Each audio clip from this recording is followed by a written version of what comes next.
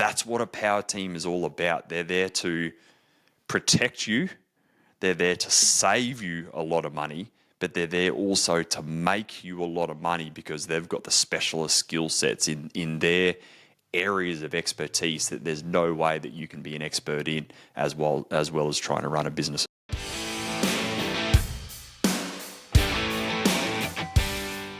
Hi everyone, Rob Crop and Dan Stones here from Pravar Group, and welcome back to another episode of The Trade Den. Hey Dan, how are you? Good to have you back. I'm great, thank you, Rob. Hi everyone.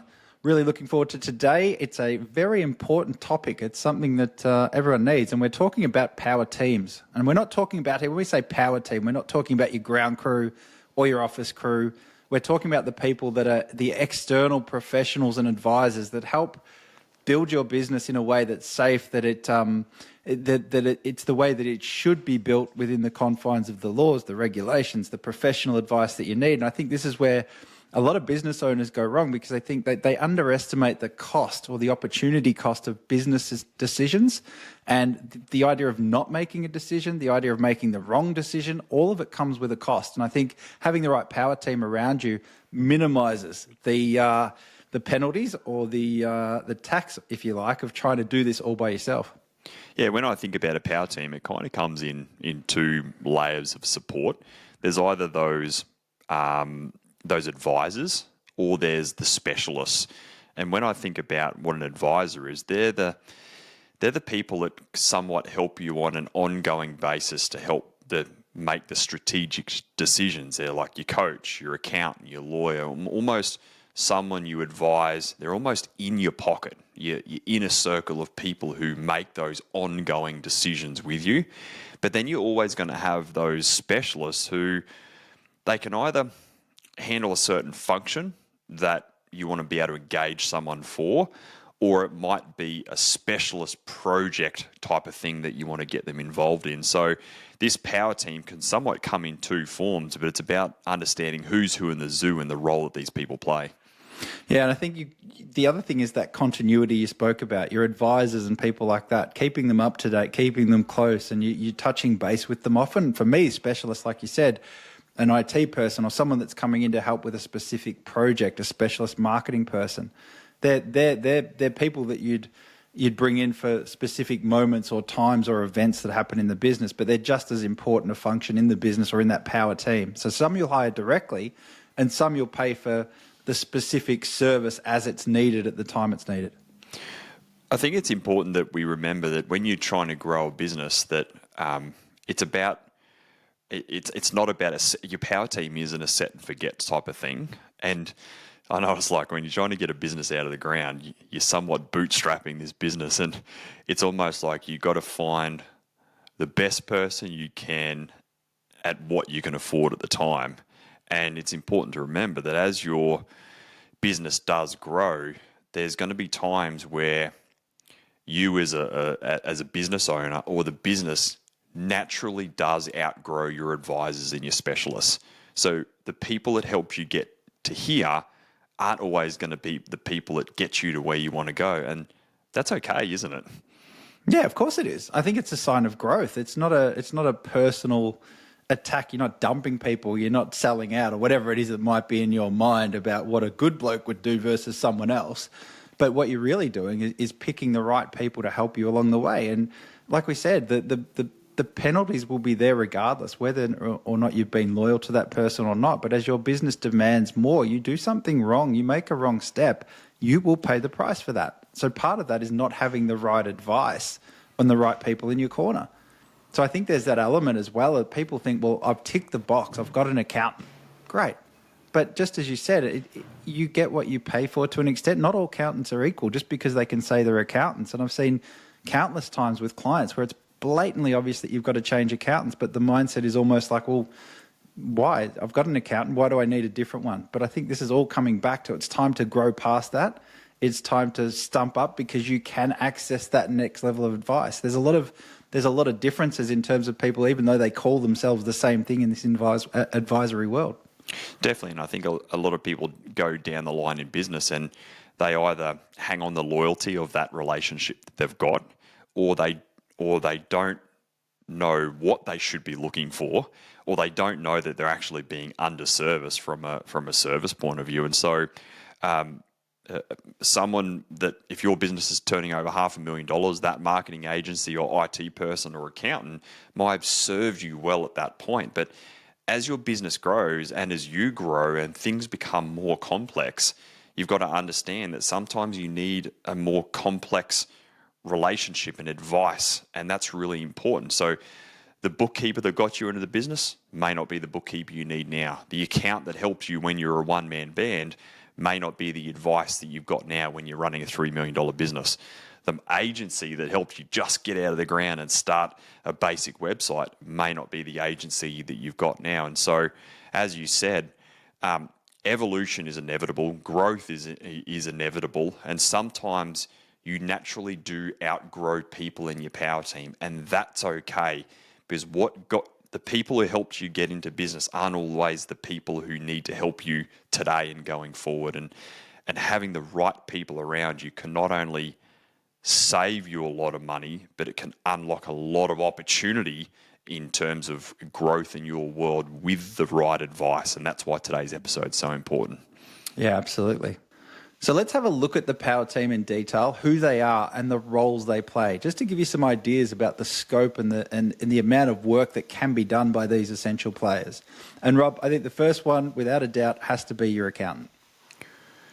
The accountant would absolutely be a foundational player as an advisor in your power team. And when I think about what the role of the accountant does, they play the role of having the correct corporate structures in place.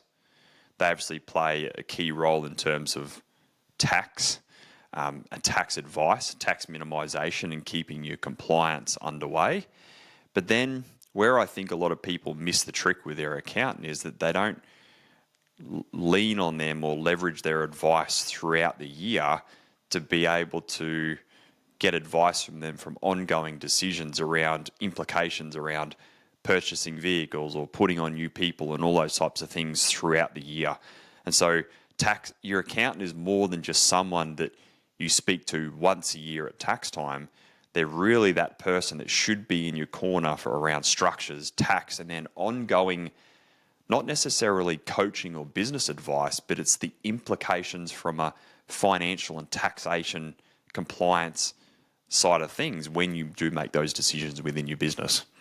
Yeah, I see a lot of clients and a lot of people treat their accountant as if they're the judge and jury, and that one meeting a year is, well, how did I get on? How did I do? Did I do good or did I not do good? And that's basically the extent of the conversation. And they get their bill, and then they get their tax bill or whatever it is, and that's the extent of the arrangement. I think the big trick outside of the ones that you had, the other one I think of a lot is forecasting. Like, what are my obligations going to look like as you go through business? You start doing well. You underestimate the amount of regulations and taxes that you're going to be subject to. But if you can talk to your accountant regularly enough, they can help you plan for that as well in a future sense, not just tell you what the bill is and when it's due, but when it will be due in the future and how much you should be looking at, which then allows you to start to plan out a few more things and get a few steps ahead. Correct. And we see it a lot with business owners, and they're like, well, how do I know if I've got a good accountant? And at a minimum, you definitely want to be doing tax planning with your accountant. And it's not you going to your accountant going, let's do some tax planning. They should be on the front foot and doing tax planning well before June 30, because they want to be able to talk to you around your projected tax bill, if you're going to have one, around your superannuation and your obligations and all those types of things, because tax planning is timing of the essence before June 30. So you definitely want to be doing tax planning around April and May of each year. Then you want to be talking to them closer to end of financial year to make sure you've got everything ticked off. And then that period between August, September, October, November, December, you're going to be in there with your accountant. They're going to be doing your end of year financials. So really at the first 6 months and the last 6 months is tax planning and tax reporting and that completion. When I think then that the next layer to that is, like I was saying before, is you want to go to your accountant to be able to talk about decisions before you pull the trigger on it. So before you buy something, talk to your accountant about it. Before you make a move on this, whether it's something inside of the business or an investment outside of the business, once you've done it, it's too late. You can't undo a tax implication. So when you go to put a new vehicle on, talk to your accountant about, well, how should we structure this? Where should we do it? What's the implications of doing this? Or if you're buying an investment property or whatever it is, talk to them about the implications of decisions so you fully understand what needs to happen from a purchasing and a tax implication before you pull the trigger on it. Because once you do it, it's way too late. Yeah, absolutely. I grew up in an accounting firm household. My dad was an accountant, and the two things he used to say is you need to be able to anticipate what's coming, and you need to maximize your options. And that's just pure good accountant thinking is that, right? It's I can maximize my options if I get in early enough to have the conversation with the accountant. As you said, if you wait too long, it's too late. If the decision's made and now we've got to rectify a situation or we've just got to live with the consequences, your options go way down. So big trick that people miss when they deal with their accountant. What about the next one? And it's probably good to talk about the differences here, but the next one I think is financial planner. Yeah, the role of a financial planner has very much changed over the last years and over the last few years. And your accountant's somewhat looking back on what's been done. They're looking back on the numbers from a business perspective. A financial advisor is more looking forward, and they're somewhat like your personal coach for your personal finances. They can't give you advice on necessarily tax and structures. They can talk to you around certain implications, but they're going to be talking to you around three main areas around wealth protection, wealth creation, and wealth distribution. They're probably the three main buckets that I would say an advisor has, and your accountant and your advisor should work together to be able to give you a well-rounded advice of looking back and being able to look forward to make sure the decisions you're making go hand in hand. Why do you think a financial plan is really important for a business owner in particular? When you're running a business, there's a whole nother layer of risk that you carry. And I think what they do is it's about putting the strategy in place to mitigate that risk, but then it's about getting the profit that you make from that business actually working for you and building wealth outside of the business at the right time. So your accountant is going to be working with you around structuring your entities correctly, minimizing the tax that you pay on the profits that you make. But remember, you want to maximize profits, not minimize your tax, because paying tax is the sign of a healthy business, and it's just a cost of success. But then when you get that profit and you pay the tax on it, well, what are we going to do with it? And how are we going to build wealth? And how do we get our business maximizing the amount of profit we make and then extracting that profit at the right time once you've earned the right and go and do something with it? And that's where a financial advisor can somewhat coach you through what are the right strategies outside of the business world to go and build wealth outside of the business. Yeah, I love that. It's a huge one. And you can trip yourself up massively. You can do everything right with your accountant and then still on that extraction side, that wealth creation side, you can miss a trick. So financial planners are pretty essential in that space to keep you up to date with the best ways to move forward. Longer term as well. I think there's a longer window that they could look at. So, Rob, you mentioned there's sort of the three key building blocks or the strategies. Do you want to just go into just a little bit more detail about what you mean by the difference probably between protection, creation and distribution of wealth?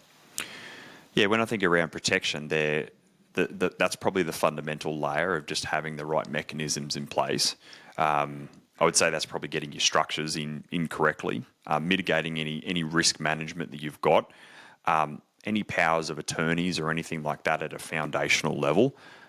Even just the fundamentals of having your personal insurances in place. A lot of people assume, well, I've got my superannuation and I've got my insurances bundled up in there, but do you have the right insurance in the right names at the right level of coverage and the right cover? And so that's where a really good financial planner will help you get that foundational level in terms of the protection side of things. The wealth creation side of things, some planners planners have evolved over a period of time where they've gone from just selling product and now selling strategy. And this is where they can kind of give you advice around, well, what to invest in. Is it going to be a share portfolio? Is it going to be a property portfolio? What are you going to do with your superannuation, and make sure that that's working for you? So really the wealth creation piece is getting your money outside of the business working for you. And then the wealth distribution part is, well, the wealth distribution part is really important, because what's the point in building a great business and making all this money if you don't have the right mechanisms in place around estate plannings and wills and intergenerational wealth planning and advice? And so something can happen like this tomorrow to any one of us, and we want to make sure we've got those wills and estate planning in place to be able to ensure that the money flows to the right people over a period of time. So those three layers are super critical, and that's where an advisor will give you the advice around that, but they will work hand in hand with your accountant and a solicitor to be able to make sure those things are all tied in together. And that's why an accountant, a financial planner, and a solicitor are the three most important people in your foundational power team. So you mentioned it there, the third one, which is lawyer or solicitor. This person is really important, and these people in your power team play a really critical role for the different elements within your business. And even within a solicitor, there's probably not a one-size-fits-all either. And so it's about finding a solicitor company that probably has different departments, because you've got to remember there's the commercial element of your business, there's the human resources and the industrial relationship side of things, there's the contracts element side of things as well. And not one solicitor can generally specialize in these areas. And so over time, what you're going to be able to really lean on is a really good solicitor that can help you with commercial contracts and HR side of things in your business, to be able to make sure that you've got the right things in place at the right time. And it's not good enough to be able to ask one of your mates around, hey, can you send me through an employment contract? Or, hey, can you just send me through your terms and conditions? Or worse yet, jump into ChatGPT and get a whole heap of T's and C's spat out. Because the laws and regulations around these different areas differ from different states and different types of business. And so what might suit one industry may not suit the construction industry. And so it's so important that you get the right advice from the right person when you need it now, and a copy and paste is not good enough in today's world.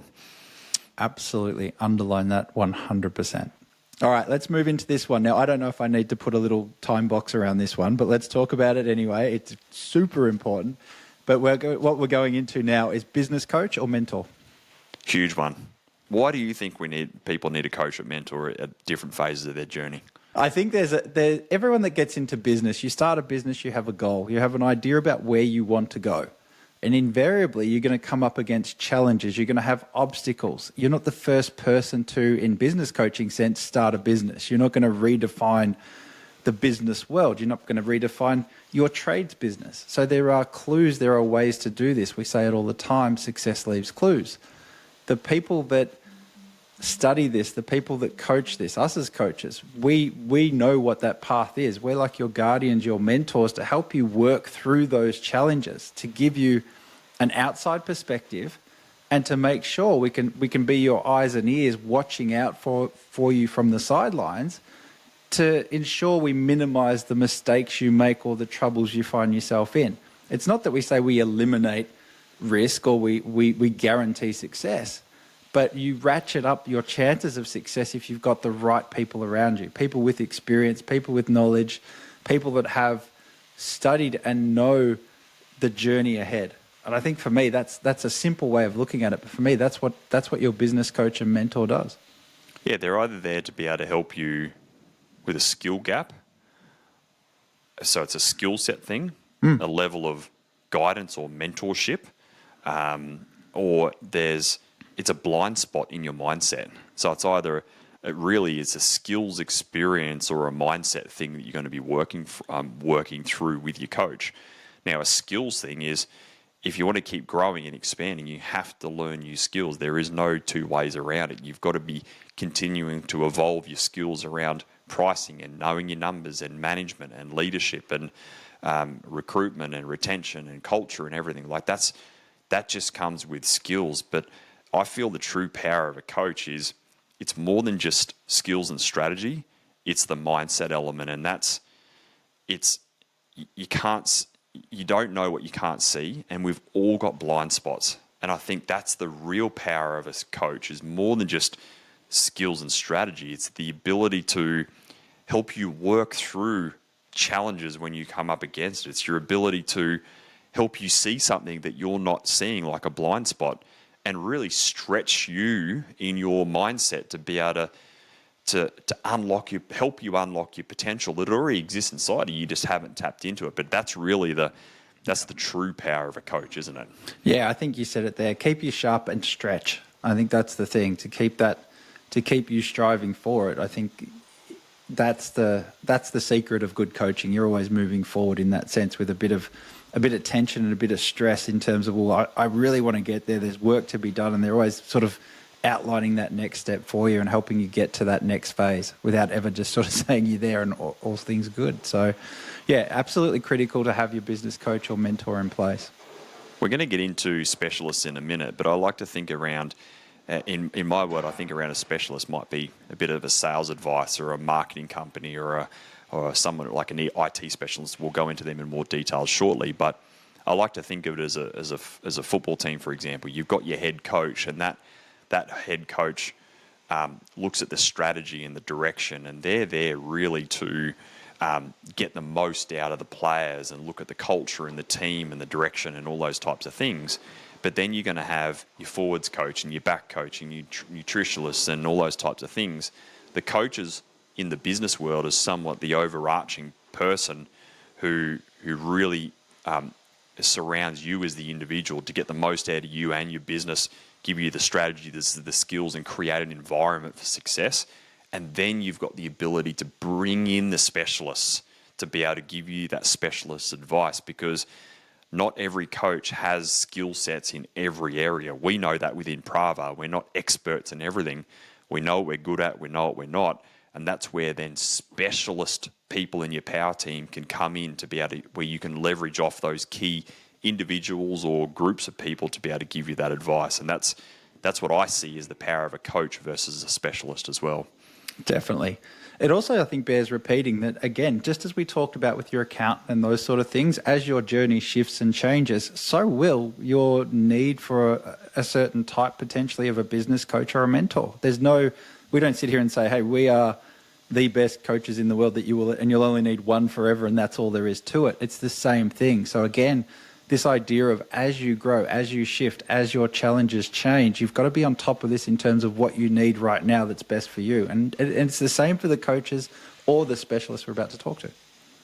So let's jump into those specialists. The first specialist would be obviously an insurance broker. I feel that they're really critical, because obviously you need money. You leverage money to be able to grow a business. So what do you think the role of an insurance broker is?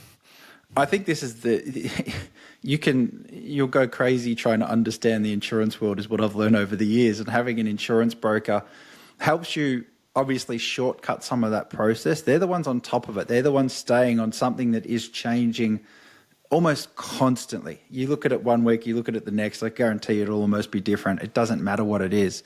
So there's that element that you're going to save a lot of time by using an insurance broker. But beyond that, you're talking about, they assess the business risks. They know where you need the coverage. They understand the pitfalls of you being exposed in that area of your business, and they have the strategies to be able to get you protection where you need it. The other thing is, when things go wrong, a broker is there to help you with claims and assist you in the process, which is just a whole nother minefield that you'd otherwise have to go through with yourself. So I think those are probably the three key areas I see an insurance broker working in. Yeah, no one likes to pay insurance, let's face it. Nah. But you will be exposed very quickly when something goes wrong and you don't have the right premium and policy in place. And I don't like to say it, but I'm going to. Insurance businesses are in the business of not paying out. that's what they're in the that's that they're in the game of. And if they can find a way to not pay out on a claim, they will absolutely find any grey area in that policy and not pay out, because that's how they make profit. And so having a really good insurance broker in your corner, you're right, they assess the risks, make sure you got the right policies at the right time, then they're there to support you, because you don't want to be trawling through premiums and policies and T's and C's. You just go, hey mate, this happened here, we had damage this or crashed this car or whatever it is, can you help me work this through? And then that's what they get paid for. They get paid by the policies, a clip out of the policies, to do that work on your behalf. Yeah, they jump through all those hoops. And believe me, there are a ton of hoops the minute you get into those situations. Let's go on to another one. It's another broker. Let's talk about banking and finance broker. I think to a certain extent, it's the same thing, right? Banking, finance, you want to jump through all those hoops by yourself, or you employ someone to help you with that, which is a broker, and typically a banking or finance broker. Having a good banker in your corner is really important. And I think as your business gets bigger and you've got a lot more things going on, you don't want to be getting someone different that you have to deal with within your bank. So aligning yourself with a good bank and then having a direct line to a business banker is super critical, because you cut through all the bullshit and you get straight to, hey, can you help me out with this? Hey, can you help me out with that? Hey, can you help me with this? And so you need that support from a banking point of view for your business and your investments and everything. But a broker is something different, where you almost want to hedge your bets when it comes to broking, because when you're trying to borrow money, it's not about being loyal to a bank. It's about finding the right lender with the right rates, who's going to lend you the most amount of money on that deal, whether it's a investment property, shares, or just trucks and equipment for your business. You need a good broker who has visibility across all the lenders. They can somewhat work with their preferred people. They can then broker you the best deal, and it can be outside of your normal bank that you deal with. And so the broker that I've got, when I think about the investing that I've done, is I bank with a certain bank, but pretty much the majority of my loans are outside of that bank because they were better deals. So there's a big difference between a good banker. They're there to help you on the day-to-day business side of things and personal side of things, but you need a really good broker who can help you move and groove in the right areas. And again, don't forget that there's not a one-size-fits-all broker. You need a good commercial broker who can help you with your equipment and financing costs, but then you need a probably good resi broker for your property and a good commercial broker if you're going to go down that line. So there's even different layers of brokers in that space as well. Yeah, absolutely. I think the underlying thing is, if you're going to grow your business and you're looking to do that, it's very rare that businesses get funded by themselves out of growth. You will run into the banking, the finance sector at some point, and having a broker on hand that understands it, can work with you on that, is going to be critical. All right, next layer of specialists. Let's leave the brokers alone for a moment. Let's get into our specialists. The first one being marketing specialist. Having a good marketing specialist in your corner is absolutely essential, regardless if you run a B2C business as well as a B2B, business to business business. When you run a business to consumer business, you go heavy in on digital marketing. And so you need someone who understands your business. You generally, hopefully, want someone who understands your industry. Then they've got the ability to set up Facebook ads, Instagram ads, like your Meta stuff, your Google AdWords, do your SEO and all those types of things. So when you're in the business to consumer game, you're going to need someone in your corner who really understands the transactional nature of that business. When you're in the B2B game, you still need some marketing support around you, but it's more demonstrating your capability, not necessarily trying to generate leads. So that marketing person will help you with your websites, your capability statements, your collateral, maybe a downloadable thing to build a database. They can help you with your social media and your online presence to demonstrate capability. So depending on the nature of the business that you've got, whether it's business to consumer, B2C, or business to business, you still need a marketing agency around you, because let's face it, things change so quickly in the online space and the digital space that it's very, very hard to keep up. Now, look back at our journey in Pravar, there's been numerous people that have helped us over a period of time, and You need to be able to find someone who understands you. You need to be able to find someone who understands your industry. And you've got to measure not just how good things look or that you're getting things out there in the marketplace, you're measuring them based on results. And if they're not getting results for you, be quick to cut them and move on, and don't be afraid to move. But in the end of the day, you've got to hold them accountable to get great outcomes. And I think that's the key, isn't it? It really is. I think there's a depth when you go and find a marketing specialist. You've got to find the depth that suits. Like you said, they've got to know the industry. They've got to have that knowledge. I think you've got to remind yourself when you engage a marketing specialist that the return you want isn't a good marketing company. It's a goal for your business that they are working and plugging into you rather than you plugging into them. Because a marketing specialist could do their job perfectly and you could still get no results and you will be charged for it. So I think being able to understand your marketing specialist is there to get you a result in, and they're part of your power team. It's not just a nice to have or just some commodity that goes, well, they're the ones that understand. I don't understand that stuff. So I think working hand in hand with them and working closely with them is a good starting point when you engage your marketing specialist, rather than it's a hands-off thing that I can tick that box and just move on. I think the punchline of this is it's not about getting things done or things looking good. It's about getting results in the end of the day. And I love what you said there around you're not part of their team, they're part of yours. They're there to represent you. And I know that you might be a client of their business, but they're a function within your business that need to be held accountable. And where people go wrong is they're like, well, I'm hiring an agency because I don't understand what needs to get done. I know I need to market, but I'm just going to hire them and they're going to look after it. That's like hiring a project manager and not talking to your project manager for 3 months and then wondering why your margins got complete slippage because you haven't held that person accountable.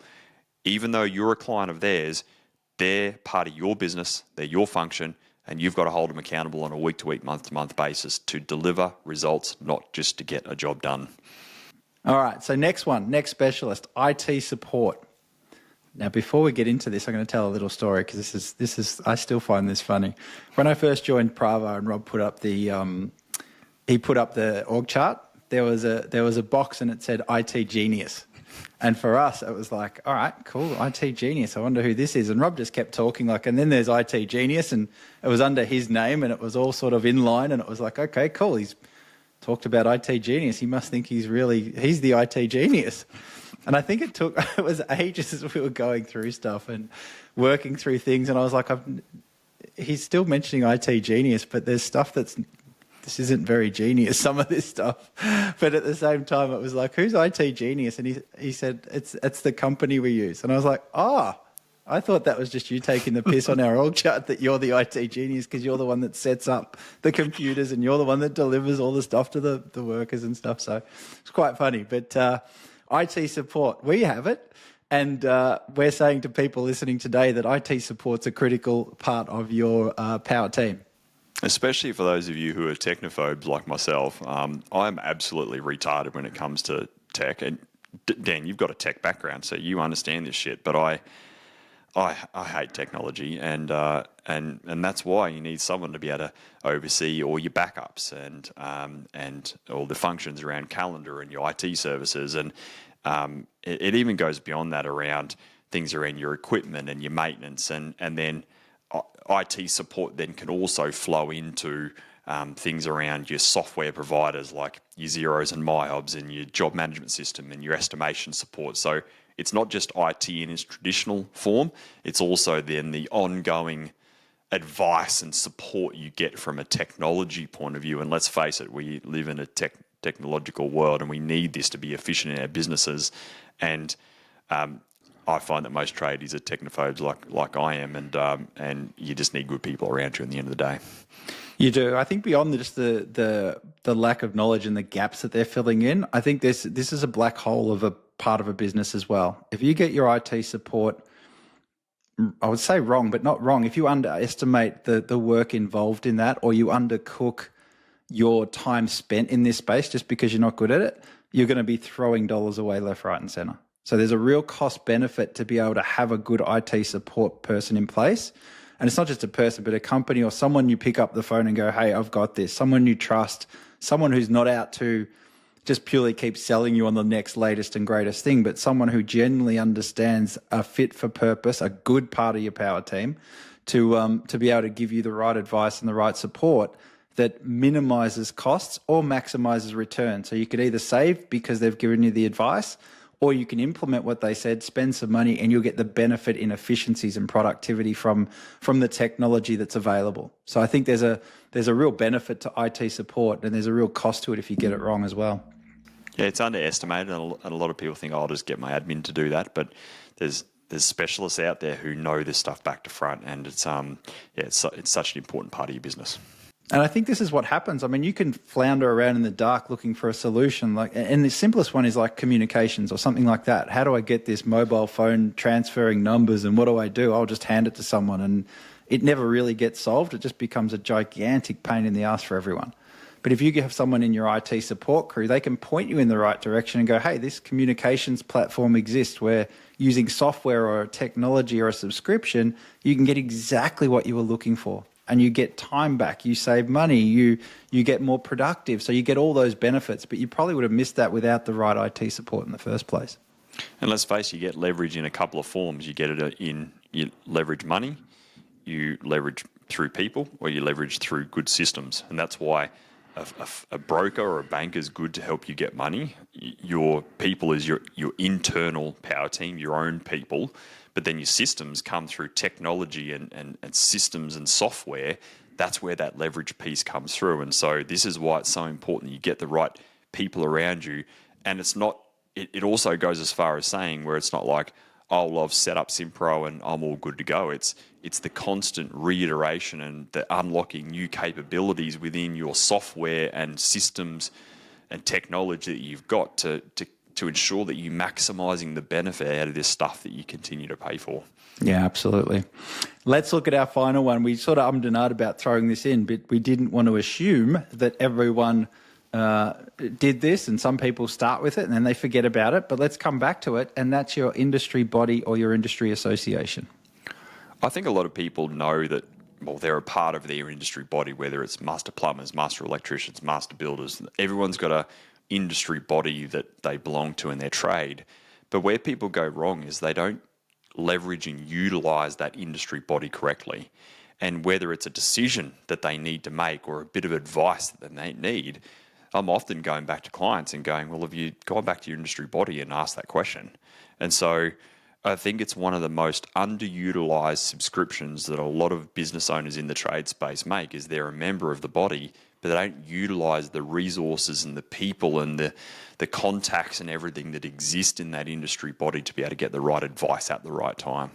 Yeah, and I think the other thing just to add to it is a healthy industry body is one that can then advocate for your interests and does a whole lot of work in the background. So if nothing else, being active in there, keeping it relevant, keeping them serving your interests, even if it's at that higher level, there's still value to that as well. That's 9. So we've been through 9. That's it in terms of power team as we've looked at it. There might be some other people and some other specialists that you could bring in. We'll leave that to you. Before we wrap up today, though, we want to talk about, well, how do you build this out? What should I do? If I'm listening today and I'm thinking, geez, I've got some gaps, how would you suggest we start off building out a power team if we haven't got one already? I think the key to this, like anything in business, it's not about going all in and trying to get a whole power team all at once. And I think where you can start is your core 4. Like we spoke around at the start, it's having a good accountant, a good financial planner, and a really good solicitor. They're the 3 really key people within your foundational crew. And then overlaying your industry body, they would, in my world, be your core 4 power team. And if you can get those people around you, then you've got good structures and tax advice, good risk mitigation and strategy moving forward for you personally from your planner. You're getting good legal advice, and then you're getting good advice from your specialists of your industry body. And I think those 4 people in your power team are absolutely the most important thing from there. Then I would say your next one's your coach. And if you're getting coaching already, it's about how do you show up better in your coaching and look to go all in on coaching. We see it in those people who get coached, but they kind of flirt around the edges of coaching. You're always going to get out of it of what you put into it. So if you're in that position where you're getting coaching at the moment, think to yourself, how can I commit more and show up better? But if you're not getting coaching at the moment, this is your opportunity to be able to go, well, who's the right coach that I jam with, that I gel with, and I feel is going to give me the best skill set, the best strategy, and help me through the mindset blockages that you're inevitably going to be able to come up against. Then beyond that, then you can start working and incorporating your specialist over a period of time in your business and personal journey if and when you need it. Yeah, and obviously within the boundaries of the budgets and size of the business you've got and what you're working in. There's no guarantee that you plug one of these in and everything changes. So don't think it's if I get that, that's the missing piece. It's an investment to be made on a relationship to be built, and it comes into its own over time. I think that's probably the other thing I think as well, and a lot of successful business owners know this, that good power teams know each other. Just like there's good crews that come together, there's good link ups in terms of construction and things like that. Good people work with good people. Same will happen for your power team. So one place you can also start, I think, Rob, is talking to, if you've got an accountant and they're good, talk to them. Who would they recommend? I need to start building this out. Who else do they know that they work with and they've got a relationship with that they'd vouch for or give you an introduction to, that you can go off and start to chain up and link up in that next phase of your power team? Correct. When I look at my power team, it started with a good accountant. They introduced me to a financial planner. Then that financial planner introduced me to a buyer's agent. That buyer's agent introduced me to a finance broker. And then that led on to this. And then the accountant referred this, the financial planner referred a solicitor here. I got a family one solicitor for all our wills and estate planning. Then I got a commercial solicitor over here, and they've been through a referral here. So it's not like I had to go to the market and look up someone in Google and go, who should I utilize? All these people sit within their buckets together, and if you can get your power team working, that's what you want. So when you're emailing your accountant, you can CC in your financial planner and go, hey team, I'm about to do this. What do you both think? Is there anything that I need to consider, or what are the implications from an accounting or financial planning side of things? And if they don't need to add any advice to it, that they'll let you know. But if you got your power team working all together, then you get well-rounded advice. And that's what a power team is all about. They're there to protect you. They're there to save you a lot of money, but they're there also to make you a lot of money because they've got the specialist skill sets in their areas of expertise that there's no way that you can be an expert in, as well as trying to run a business as well. Yeah, and you should be feeling confident. You should be feeling like I've got a confident team behind me providing solid advice, which allows you to go off and march forward in what you want to do, which is build your business. So that's really the crux of it. Shall we do an action plan? Let's do it. All right. So step 1 this week, audit your current team. Just work out, who do you have? Go back through this, look at the 9 we listed out, any others that you've got. Who do you have on your team, and what gaps do exist?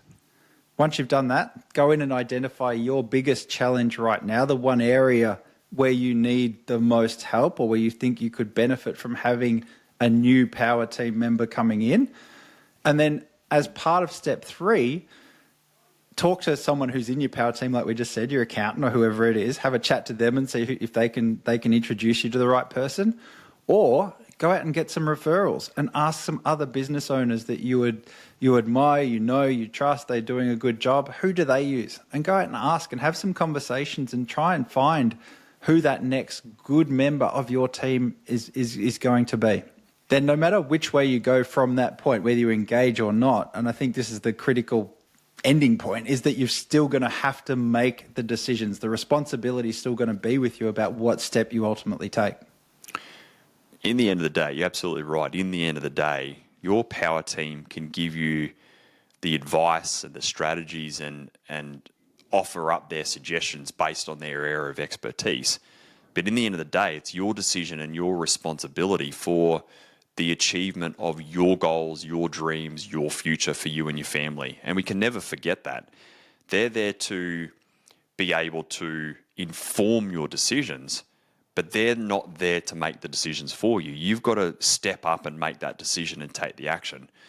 A good power team can give you the options. They can explain the pros, the cons, and help you understand the upside, but also the downside. But they can't necessarily tell you what to do. You have to make the decision and take the action in the end of the day. And there's one last bit of advice that I want to do before we wrap up is the most expensive advice that you will get in business and life is free advice from a poor source. Now, you might be at a barbecue or at a pub with some of your mates, and you're always going to talk to people around you, and they're always going to have their opinions about your business and what you should do based on what they've done or what they heard or what they've seen on social media. But it's so important to be able to have a power team around you who are in the trenches and working this stuff day in, day out. And it's built on strategy and skill set, and it's their profession, not just opinion around what someone should do or ought to do based on what they've heard or seen in the other day. So be careful of what your source is, because that bit of advice that you take on and run with could be the worst and most costly bit of advice that you have in the end of the day. The punchline of today is stop trying to be the expert at everything. You just can't do it. Start paying for the specialist advice from people who are experts in their field, because you can't run a business and know everything that all these specialists have around them in the end of the day. If you leverage your power team well, it can not only save you, but it can make you a shitload of money in the end of the day. Hopefully you've enjoyed today's episode. We've thrown a lot at you in terms of who are the people around you, what to utilize them for, and how they can help you. But start with the action plan, start with your foundational core four, and let it build over a period of time. What a great episode, Dan. What do you think? Yeah, I love it. I love getting all that out there. There's so much work to be done in that space and so much good that can come from it. So follow through, get it done, and start leveraging up in terms of the support that you get, and see that confidence rise in you going off and building your business. Until next episode, take care. I'm looking forward to coming back to you soon.